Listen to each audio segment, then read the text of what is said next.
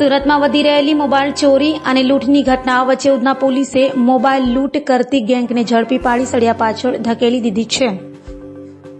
સુરતમાં વારંવાર મોબાઈલ અને ચેન લૂંટ સહિતની ઘટનાઓ બની રહી છે, ત્યારે ઉધના પોલીસે આવી જ એક ગેંગને ઝડપી પાડી હતી। ઉધના પોલીસે પેટ્રોલિંગ દરમિયાન બાતમીના આધારે ઉધના વિસ્તારમાં મોબાઈલની લૂંટ કરતી ગેંગના 3 રીઢા આરોપીઓ, જેમાં મયુર ઉર્ફે રોમિયો, રાહુલ ઉર્ફે બટકા અને અજય ટકલાને ઝડપી પડ્યા હતા।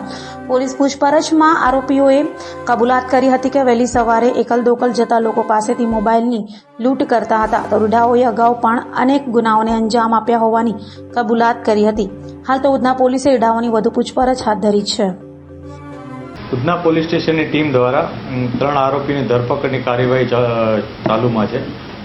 આ ઘટનામાં બનાવ એવો હતો કે ઉધના પોલીસ સ્ટેશનમાં દક્ષેશ્વર 3 રસ્તા અને જોગેશ્વરી 3 રસ્તા આ બંને સ્થળે આ ત્રણેય આરોપીઓએ એક જગ્યાએ લૂંટ અને એક જગ્યાએ સ્નેચિંગનો ઘટનાને અંજામ આપ્યો હતો, જે અનુસંધાને પોલીસે આ ત્રણેયની ધરપકડની તજવીજ ચાલુ કરેલ છે।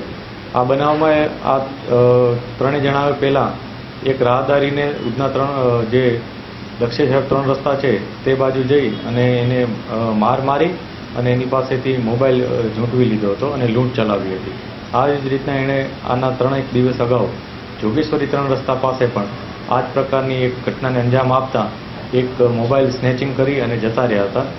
પોલીસને બાતમી મળી હતી કે આ ત્રણેય વ્યક્તિઓ આ પ્રકારના એક મોબાઈલ જે લૂંટ અને સ્નેચિંગમાં મેળવેલ છે એ વેચવા માટે ક્યાંક પ્રયાસ કરી રહ્યા છે, જે બાબતે પોલીસે ઇન્ફોર્મેશનના આધારે ત્રણેયને પકડી પાડેલ હતા।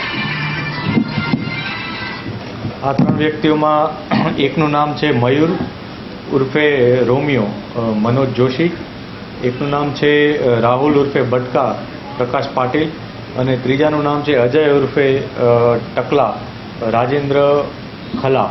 આ 3 વ્યક્તિઓ પોલીસના હિરાસતમાં છે હાલમાં, અને અગાઉ પણ આ ત્રણેય વ્યક્તિઓ લૂંટ અને આવા પ્રકારના સ્નેચિંગના બનાવોમાં સંડોવાયેલ છે, જે ઉધના, પાંડેસરા અને ખટોદરા આ 3 પોલીસ સ્ટેશનમાં આ લોકો વિરુદ્ધ ગુનો નોંધવામાં આવ્યો છે।